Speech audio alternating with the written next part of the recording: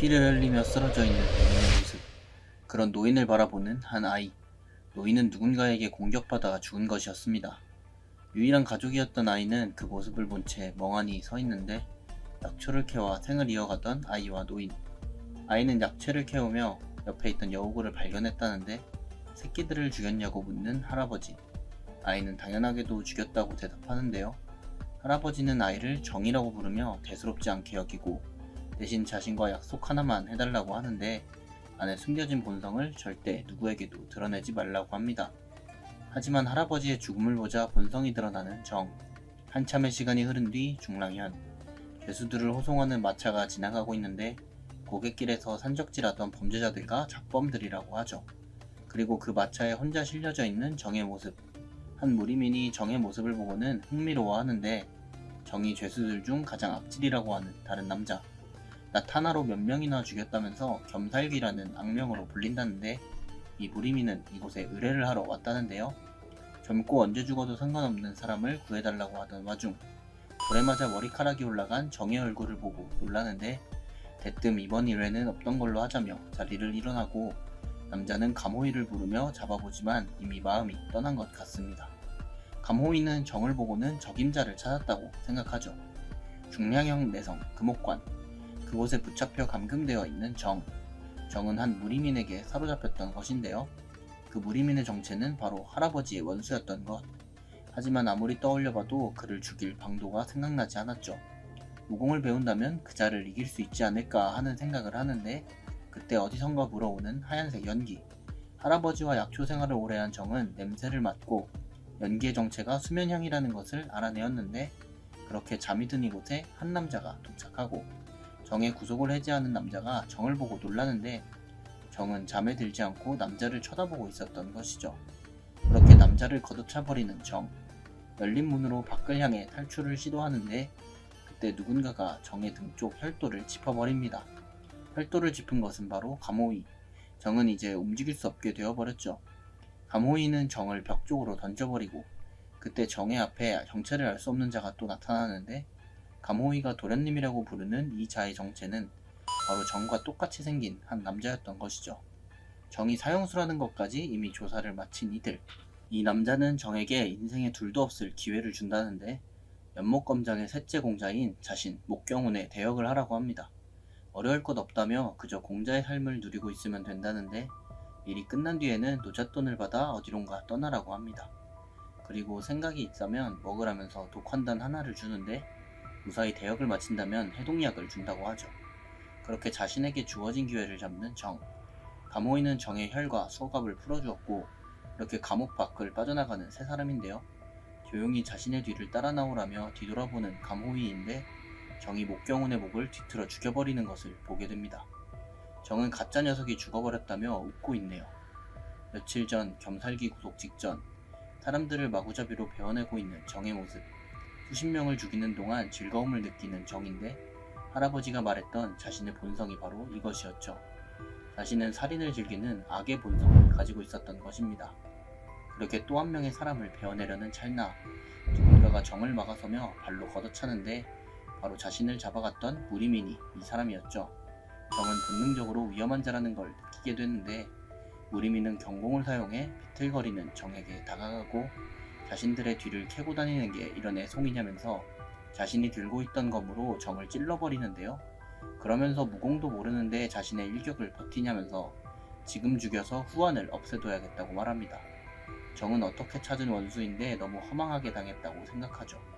그렇게 검을 맞은 정이었지만 죽지 않았습니다. 자신에게 다가온 행운을 놓치지 않겠다고 생각한 정이었죠. 목경운을 죽인 정을 제압하는 감호이. 정은 오히려 순순히 따라가는 게 이상한 거라며 묻는데 감호이가 자신을 죽이지 않을 것이라는 걸 알고 있다는 듯 말합니다. 감호이는 목경운에게 애정이 없었던 것을 알고 있었죠. 그 말을 듣고는 정을 던져버리는 감호이. 지금 여기서 죽여버릴 거라고 말을 하는데 정은 어차피 자신은 독단을 먹어서 당신의 말을 따를 수밖에 없다면서 주군을 배신하고 자신을 꼭두각시로 쓰라고 하는데 생각을 마친 뒤 들고 있던 검을 내리찍는 감호이. 그는 정을 살려두기로 마음을 먹은 것이었죠. 그렇게 이제부터 진짜 목경운으로 살게 된 정입니다. 연목검장에 도착한 두 사람. 자신에게 이런 기회가 온 것이 행운이라고 생각하는 정. 할아버지의 복수를 꼭 마칠 것이라고 다짐합니다. 한편 감호이가 남기고 간 감시역 호의가 거슬리고 감호이의 사제인 고찬은 정을 감시하는데 일전에 이미 감호이에게 사건에 대한 전말을 들은 고찬. 일이 마치고는 정을 버리겠다고 하는 감호이인데 새로운 줄로 갈아탈 거라면서 저놈은 아니라고 합니다. 누구에게 부려질 족속이 아니란 것을 알아챈 감호이였죠. 한편 밥을 먹으며 감호이와 연못검장에 대해 생각하는 정. 감호이가 줄을 갈아탈 속셈이라는 것을 눈치챕니다. 마음을 먹은 정은 밥 먹다 말고 문을 나서는데 고찬은 험한 꼴 보기 싫으면 다시 들어가라고 합니다. 정은 고찬에게 서로 입만 다물면 아무 일 없을 거라고 하는데 고찬은 정에게 심기를 거스르지 말고 들어가라고 협박하고 정은 고찬의 수준이 낮다는 것을 느끼고는 냅다 발을 걸어버리는데 엎어진 고찬에게 혀를 짚으며 제압하는 정. 감호이가 하는 것을 눈대중으로 따라하는 것이었죠. 그 모습을 보고는 그제서야 정이 위험하다고 생각하는 고찬. 고찬은 정이 먹은 독단을 잊었냐며 소리치는데 중화하지 않는다면 칠공분열하며 죽게 되는 극독이라고 하며 그 말을 듣고는 고찬의 입을 잡는 정. 그리고는 고찬에게 자신의 피를 마시게 하는데요. 온갖 독을 먹다 보니 자신의 피에는 독성이 생겼다고 하면서 자신의 피는 자신만 해독할 수 있다며 고찬을 옥죄었죠. 한편 그 시각 연못검장 본관 장주전. 장주 목인단은 알 수 없는 병에 걸려 시름시름 앓고 있는데 의원 역시 차도는커녕 원인조차 알 수 없었죠. 후계자가 정해지지 않아 폭풍전야였던 연못검장입니다. 그때 장주전으로 들어오는 한 여인, 바로 장주의 첫 부인인 석부인이었는데요. 석부인은 의술로 안된다면 방수를 써야 한다며 의원을 장주전 밖으로 억지로 내보내는데요. 그리고 방수를 사용한다며 장주전에 아무도 들이지 말라고 합니다. 한편 그때 고찬에게 연못검장의 상황을 전해들은 정. 장주를 뵈러 가야겠다면서 나간다는데 고찬에게 원래 자신의 쓰임을 듣게 된 정. 첫째와 둘째를 자신을 이용해 서로 죽이려 했던 것이죠. 일명 어부지리 계획이었는데 정이 목경운을 죽여버리면서 변수가 발생한 것입니다. 정은 장주의 생사가 자신의 목숨과 연관이 있다며 돌아갑니다. 한편 석부인은 누군가를 기다리고 있는데 석부인이 기다린 사람은 바로 방사 묘신. 석부인은 묘신과 모종의 거래를 한 것처럼 보이는데 장주의 직인과 비급의 위치를 알아내라고 한 것입니다. 그렇게 장주전에서 물러나는 석부인, 누군가를 발견하는데 바로 넷째 공자 모규천의 모습이었고 석부인은 천안 출신의 넷째 부인의 아들인 모규천을 싫어하는 모습입니다. 석부인이 떠나가고 정이 그 자리에 도착하는데 정 역시 넷째 공자 모규천의 모습을 보게 되고 고찬에게 자신이 무공을 배우면 감호이를 죽일 수 있냐고 묻는데 그 말을 듣고는 자신들의 계획이 들통났다고 생각한 고찬. 아무렇지 않아 하며 정에게 무공이란 내가 수련이라며 자연의 기운을 체내로 순환해 내공을 모으는 것이고 때문에 많은 내공을 지닌 감호이를 당장 이기기에 무리라는데 단기간에는 힘들다는 거냐고 말하는 정. 그런 정을 뒤에서 바라보며 평생도 힘들 것이라며 비웃는 고찬. 갑자기 뒤로 돌아 그런 고찬의 얼굴을 잡는 정인데 고찬의 속마음을 알기라도 하듯 말하는 정. 자신의 사람이 되자며 무한의 압박을 해주네요. 한편 고찬은 자리를 빨리 뜨는 게 좋을 거라고 하는데 무규천이 목경운을 안 좋아한다고 합니다. 2년 전에는 심지어 욕하다가 두드려 맞았다고 합니다. 그 말을 듣고는 무규천에게서 멀어지는 정이네요. 그 시각 연못검장 장주전. 장주에게 방수를 사용하고 있는 묘신의 모습. 장주의 가슴 쪽에 이상한 형상이 보이고 묘신은 보통 사람이라면 진작에 먹혔을 살이라고 생각하는데 부적을 쓰고 주문을 외우며 부적을 던지는데요. 장주의 가슴 쪽에 붙어버린 묘신의 부적. 강한 살에 묘신은 힘들어하면서 부적에 힘을 쓰는데 그때 묘신의 뒤쪽 줄이 끊어지기 시작하고 누군가가 장주전에 들어오면서 살의 힘이 더욱 폭주하는데 장주전에 들어온 것은 바로 정과 고찬이었죠. 그리고 부적이 붙어있는 장주에게 냅다 인사를 하는 정. 묘신은 누구든 간에 빨리 나가라고 말을 하고 결국 살에 삼켜진 장주의 몸이 떠오르고 묘신은 이들에게 장주의 몸을 붙잡아달라고 하는데 붙잡은 장주의 이마에 부적을 대고 주문을 외우는 묘신. 하지만 괴이에 먹힌 장주는 고찬의 손을 꺾어버리고 장주의 손에서 고찬 쪽으로 넘어오려는 괴이가 보이는데 그때 옆에서 검을 뽑고 다가온 정. 냅다 장주의 손목을 잘라버렸습니다. 그리고 괴이가 꿈틀대는 장주의 어깨죽지마저 잘라버리는데 그 모습을 보고는 사단났다고 생각하는 묘신. 자신이 전부 뒤집어 쓰기 전에 도망치려고 하는데 그런 묘신의 목에 검을 들이대는 정의 모습. 급해진 묘신은 도련님도 장주가 죽길 바라냐는 실언을 하고 그 말을 듣고는 사주 환자가 있다는 걸 알아챈 정. 결국 묘신은 석부인이 자신에게 의뢰했다고 실토합니다. 고찬은 장주를 살려야 한다고 정에게 말하고 묘신은 자신이 장주를 할 수 있다고 말하는데 정은 생각을 마친 뒤 검을 물리며 해보라고 말하는데 장주에게서 비급과 직인의 위치를 알아내라고 합니다. 그 말을 듣고는 나무 인형을 준비하는 묘신. 매개체를 장주인 척 괴이를 속인다면서 방수를 시작하는데 그러자 괴이가 반응하며 나무 인형을 붙잡고 자신이 상대하기에 너무 강한 살에 묘신은 식은땀을 흘리는데 그때 무언가를 생각한 묘신. 고찬이 들어도 되는 것이냐면서 정에게 물어보고 그 말을 들은 고찬은 자신은 나가 있겠다고 하는데 그렇게 방 안에 둘만 남자 방수를 실시하는 묘신. 장주의 혼과 접선하는데 성공하는데요. 묘신은 방수를 사용하면서 장주의 혼에 물어보고 약당지야 정성문 아니라고 대답하는 장주의 혼. 그때 괴이가 나무 인형을 부숴버리고 묘신은 당황해 실을 끊어버려야 한다고 말하는데 그 말을 듣고는 검으로 실을 끊어버리는 정. 그러자 괴이는 정의 다리를 타고 올라오기 시작하는데요. 사실 이 모든 것은 묘신의 계략이었던 것이죠.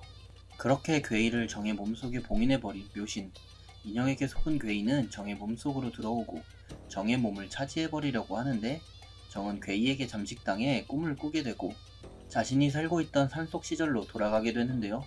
뭔가 어색하다고 생각하는 찰나 불이 붙은 걸 보게 되고 자신의 집 방향인 걸 눈치챈 정이 달리기 시작하는데 도착한 자신의 집에는 할아버지가 죽어있고 죽은 할아버지를 껴안고 눈물을 흘리는 정. 그 모습을 본 괴이는 할아버지가 정의 소망이라고 생각하고는 꿈속에서 할아버지를 살려내는데요. 살아난 할아버지에게 안기는 정의 모습. 영원히 꿈의 세계에서 할아버지와 함께 지내라고 하는 괴이. 하지만 정은 이미 이곳이 꿈의 세계인 걸 인지하고 있었습니다. 곧바로 뒤를 돌아 괴이의 얼굴을 잡아버리는 정. 무언가 착각한 거 아니냐고 말을 거는데 괴이는 정의 깊숙한 심상에 있는 순수한 사리를 느끼고 정의 손을 뿌리치면서 도망가기 시작하는데 더 깊숙한 정의 심상 속 초원으로 도망간 괴이. 그곳에서 기억이 봉인된 문을 발견하는데 그때 문이 사라지고 어두워지는 주변. 역으로 괴이의 몸을 침식하는 정의 심상입니다. 그렇게 정에게 삼켜지고 마는 괴이의 모습. 정은 괴이를 삼켜내고 정신을 차린 것이죠. 정신을 차린 정의 뒤에 무언가가 나타나는데 자신이 삼킨 괴이였던 마승을 소환한 정입니다. 한편 장주전 앞을 지키고 앉아있는 한 사람, 바로 연목검장 내당주인 장면인이었는데요. 그가 기억하는 연목장주 목인단은 젊은 시절 영웅이었죠. 자신과 의기투합해 해적들을 격퇴했던 과거. 하지만 석부인은 자신에게 장주전을 비우라 명했고 석부인의 명이 영 깨름칙했던 장명인.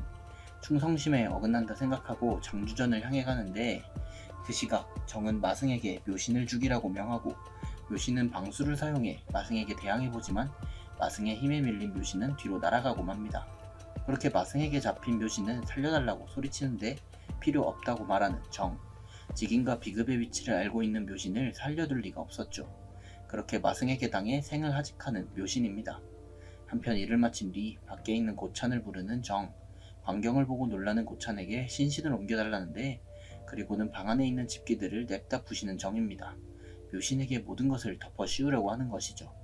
하지만 뭔가 좀 어설프다고 생각한 두 사람.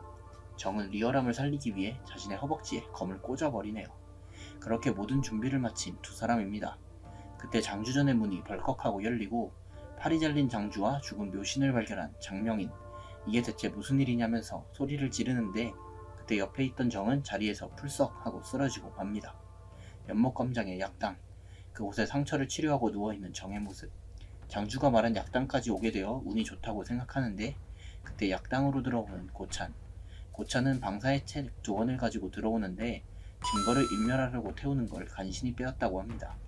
정은 자신에게만 보이는 마승에 대해 알아보려고 하는 모습입니다. 그때 약당 밖이 티끌시끌한데요. 바로 석부인이 정을 찾아왔던 것입니다. 석부인에게 예를 갖춰 인사하는 정의 모습. 165수였던 석부인은 냅다 정에 다친 허벅지를 내려 찍는데 현장을 위장하고 자해한 것을 알고 있는 석부인입니다. 방술사는 역으로 씌이는 일이 없다면서 웃는데 거짓말로 자신은 농락했다면서 정을 때립니다. 그리고 거기서 뭘 받고 뭘 들었냐고 묻는데 그걸 보고는 냅다 웃기 시작하는 정의 모습. 그리고는 밖에 있는 마승을 부르는 정인데 마승은 석부인을 통과해 뒤로 날아가고 뒤에 서있던 석부인의 시종을 붙잡아 버렸습니다. 그리고는 석부인에게 비극과 직인에 대해 말하는데 알량한 협박이 아닌 제대로 된 흥정을 하라면서 주도권은 자신에게 있다는 것을 알리는 정. 그대로 석부인을 돌아가게 만들어 버립니다. 그렇게 석부인은 자신의 거처로 돌아갔는데 화를 못 참고 방 안의 가구들을 부수고 있는 석부인. 무능했던 모군경을 생각하고 들이댄 것이 실수였죠.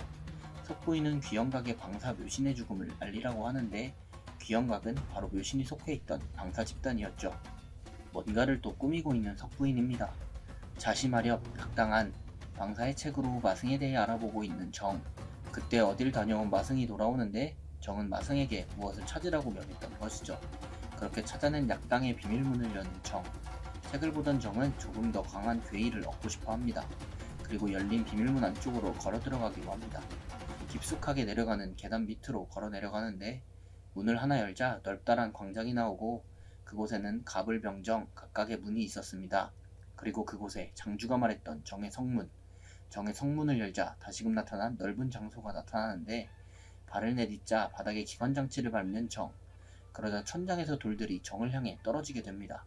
만만치 않은 정, 날아오는 모든 함정들을 피해내고 그렇게 다음 장소로 이동하게 됩니다. 그곳에는 목조로 이루어진 건물이 한 채 있었는데 귀해 보이는 목함 하나가 놓여져 있었고 그 목함 안에는 연못검장의 비급이 들어있었습니다. 그리고 구석에 뭔가 어색한 단상을 보게 되는데 굳이 여기까지 끌고 온 자국까지 남아있는데 자국을 따라 단상을 치워보는 정. 단상의 밑에는 부적으로 봉해진 공간이 있었습니다. 그리고 그 안에는 부적으로 봉해진 목함이 하나 있는데 부적을 떼고 목함을 열어보는 정. 부적을 떼는 순간 옆에 켜있던 등불이 꺼지고 목함의 안에는 사람 가죽으로 만든 이상한 책이 있었습니다. 한편 축제 분위기로 술상이 펼쳐져 있는 이곳, 둘째 공자 모근평의 거처였는데요. 누군가가 모근평 쪽으로 넘어왔다고 합니다. 넘어온 사람의 정체는 바로 감호이였죠.